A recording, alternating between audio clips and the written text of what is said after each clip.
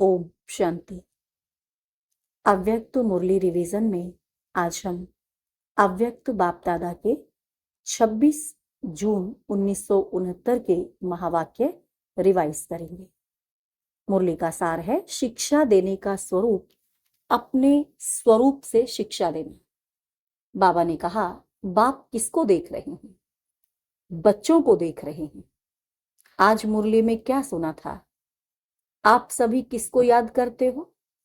तो बच्चों ने सुनाया, बाप, टीचर, सतगुरु को। तो बाबा ने कहा, बाप दादा भी सिर्फ बच्चों को नहीं, लेकिन तीनों संबंधों से, तीनों रूप से देखते हैं। बच्चे तो सभी हैं, लेकिन टीचर रूप में क्या देखते हैं? नंबरवार स्टूडेंट को देखते हैं। और गुरु रूप से किसको देखते हैं मालूम है? नंबरवार फॉलो करने वालों को, जिन्होंने फॉलो किया है और जिन्हों को अभी करना है, दोनों को देखते हैं। मुख्य फॉलो कौन सा है? गुरु रूप से जो शिक्षा देते हैं, उसमें मुख्य फॉलो किसको करना है? गुरु रूप से मुख्य फॉलो क्या है? तो बच्चों ने कहा, याद की यात्रा। तो बाबा ने कहा, याद की यात्रा तो एक साधन है, लेकिन वह भी किस लिए कराते हैं? दूसरों की सदगति करने पहले अपने को क्या फॉलो करना पड़ेगा? याद की यात्रा भी किस लिए सिखाई जाती है?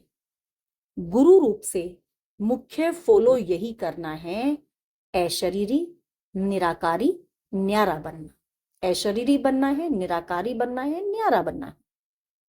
याद की यात्रा भी इसीलिए करते हैं कि साकार में रहते निराकार और न्यारे अशरीरी हो रहे। जब अशरीरी बनेंगे तब तो गुरु के साथ जा सकेंगे। मुख्य रूप से तो यही फॉलो कर रहे हो और करना है। टीचर रूप का पार्ट अभी चल रहा है या पूरा हो चुका है? रिवाइज कोर्स टीचर करा रहे हैं या अपने आप कर रहे हो? तो बच्चों ने कहा, मदद है उनकी। तो बाबा ने कहा, पढ़ाई पढ़ाते नहीं हैं, लेकिन मदद है।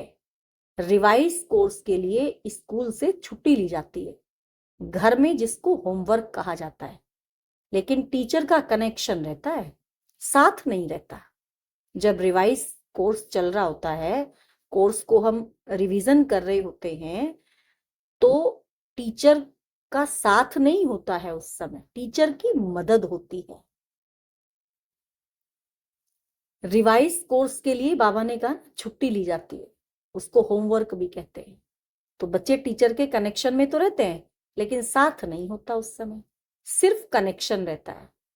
और कनेक्शन तब तक है जब तक फाइनल पेपर हो। रिवाइज कोर्स के लिए टीचर हर वक्त साथ नहीं रहता, तो अभी टीचर दूर से ही देख रेख कर रहे हैं। कहाँ भी कोई मुश्किलात हो तो पूछ सकते हो, लेकिन जैसे पढ़ाई के समय साथ रहते थे, वैसे अब साथ नहीं। अभी ऊपर से बैठ अच्छी रीति देख रहे हैं कि रिवाइज कोर्स में कौन कौन कितने शक्ति से, कितनी मेहनत से, उमंग उत्साह से कोर्स को पूरा कर रहे हैं। ऊपर से बैठ दृश्य कितना अच्छा देखने का रहता है। जैसे आप लोग यहाँ ऊपर संदली पर बैठ देखते हैं और नीचे बैठ देखने में फर्क होता है ना, तो इनसे भी ऊपर कोई बैठ देखे तो कितना फर्क होगा, बुद्धि बल से महसूस कर सकते हो। क्या अनुभव होता है? आज अनुभव सुनाते हैं। अनुभव सुनने और सुनाने की तो परंपरा से रीत है।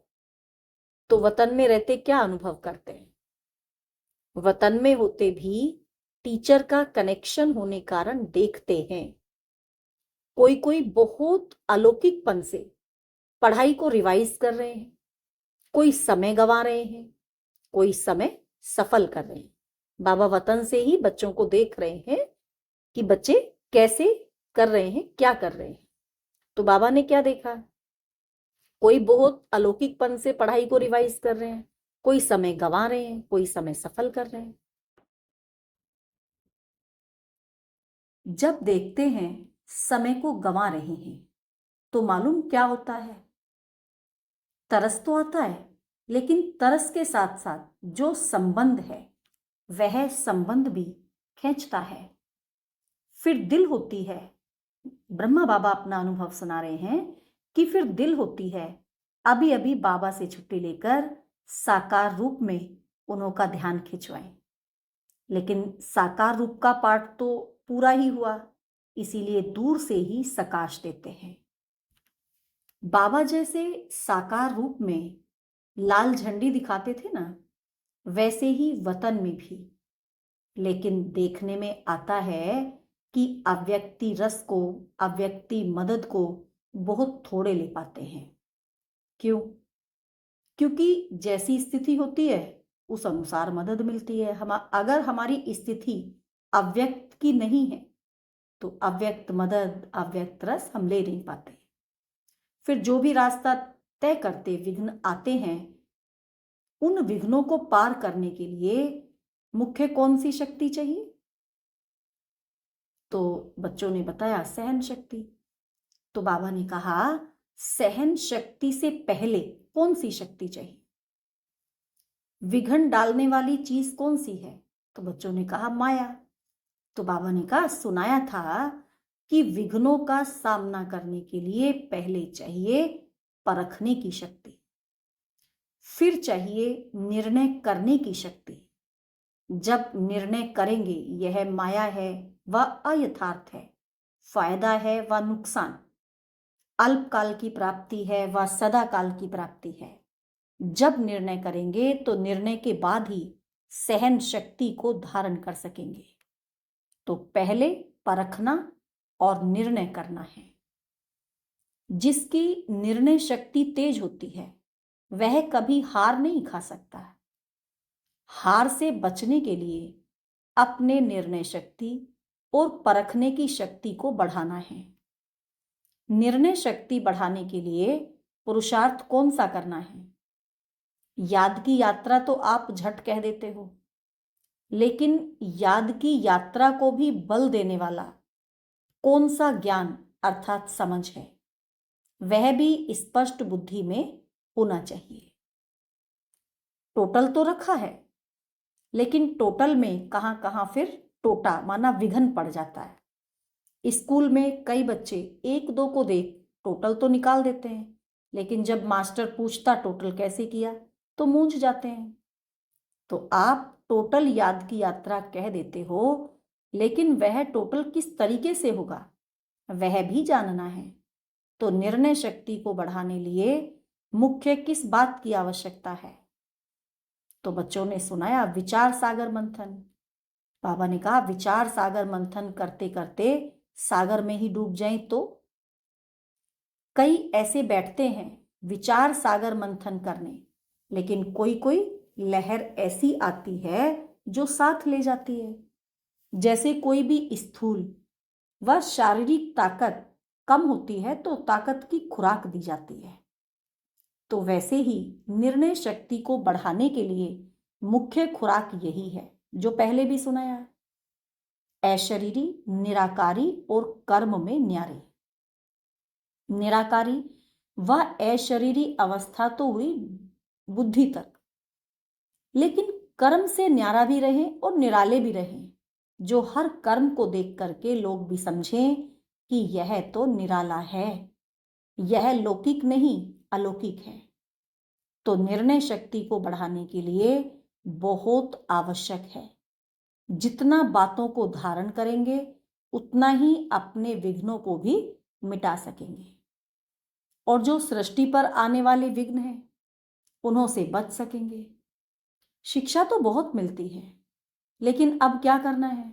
शिक्षा स्वरूप बनना है। शिक्षा और आपका स्वधर्म अलग नहीं होना चाहिए। आपका स्वरूप ही शिक्षा होना चाहिए। स्वरूप से शिक्षा दी जाती है। कई बातों में वाणी से नहीं शिक्षा दी जाती, लेकिन अपने स्वरूप से शिक्षा दी जाती है। तो अब शिक्षा स्वरूप बन करके अपने स्वरूप से शिक्षा देनी है। शिक्षा तो बहुत मिली, कोर्स तो पूरा हुआ ना।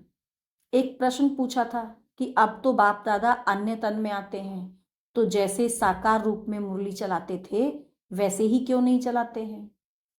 क्या वैसे ही मुरली नहीं चला सकते हैं? क्यों भाषा बदली? क्यों तरीका बदला? ऐसे प्रश्न बहुतों को उठते हैं। जबकि तुम भाषण कर सकते हो, तो बाप दादा का कोई भी तन द्वारा मुरली चलाना मुश्किल है, लेकिन क्यों नहीं चलाते हैं? तो दो चार ने अपने अपने विचार सुनाए। तो बाबा ने कहा, जिस तन द्वारा पढ़ाने का पाठ था वह पढ़ाई का कोर्स तो पूरा हुआ।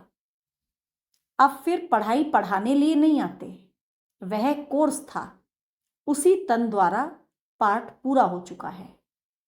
अभी तो आते हैं मिलने के लिए, बहलाने के लिए। और मुख्य बातें कौन सी हैं? जैसे अशरीरी कर्मातीत बन करके क्या किया, 1 सेकंड में पंछी बन उड़ गया।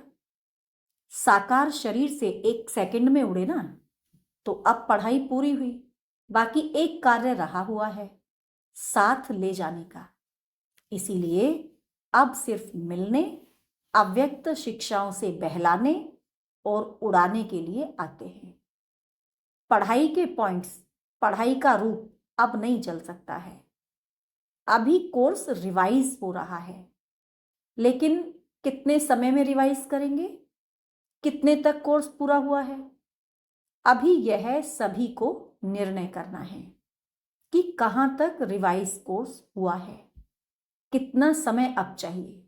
साकार तन के हर कर्म, हर स्थिति से अपने को भेंट करना, उनको देखते, यह लक्ष्य रखते अपने को देखो, फिर पता पड़ेगा कि कहां तक हैं। लक्ष्य तो बता दिया कि कैसे अपने को परखना, फिर उत्तर देना। दूसरा प्रश्न यह देते हैं, होमवर्क तो तुम्हारा चल ही रहा है, उसमें विशेष ध्यान खिंचवाते हैं। यह जो पाठ भावी प्रमाण हुआ है, उस साकार रूप को अव्यक्त क्यों बनाया? इनके भी कई गुह्य रहस्य हैं। इसकी गहराई में जाना, सागर के लहरों में नहाने नहीं लग जाना, लेकिन सागर के तले में जाना। फिर जो रत्न मिले वो ले आना। सागर के गहराई में जाकर जो रत्न मिलेंगे तो उनको ले आना।